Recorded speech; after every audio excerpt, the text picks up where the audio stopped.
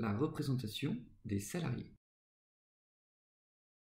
Dans ce dossier, nous traiterons du comité social et économique et des délégués syndicaux. Le comité social et économique. La mise en place d'un CSE n'est pas obligatoire dans les entreprises de moins de 11 salariés. Les missions du CSE dans les entreprises de moins de 50 salariés.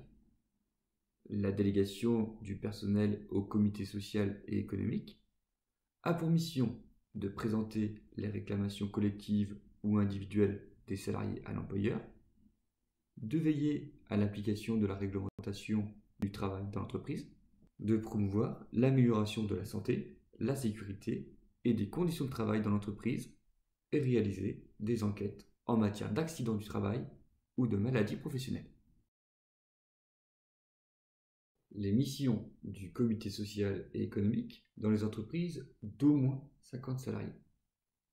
La délégation du personnel au comité social et économique a pour mission d'assurer une expression collective des salariés permettant la prise en compte de leurs intérêts dans les décisions relatives à la gestion et à l'évolution économique et financière de l'entreprise, à l'organisation du travail, à la formation professionnelle et aux techniques de production.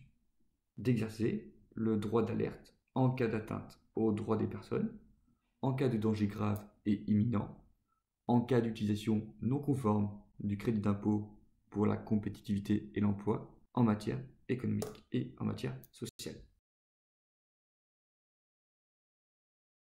Composition du CSE. Le comité social et économique comprend l'employeur et une délégation du personnel comportant un nombre de membres en fonction des effectifs de l'entreprise. L'employeur doit tous les 4 ans informer le personnel de l'organisation des élections. Les délégués syndicaux. Dans une entreprise ou un établissement d'au moins 50 salariés, chaque syndicat représentatif peut désigner un délégué syndical. Le rôle des délégués syndicaux. Le délégué syndical représente son syndicat auprès de l'employeur et assure la défense des salariés.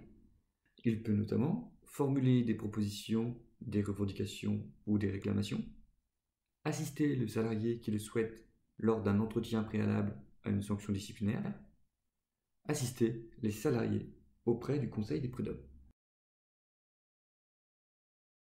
Chaque année, les délégués syndicaux négocient avec l'employeur, notamment sur les sujets suivants: les salaires, la durée et l'organisation du temps de travail, les objectifs d'égalité professionnelle entre hommes et femmes, les mesures relatives à l'insertion professionnelle et au maintien dans l'emploi des travailleurs handicapés.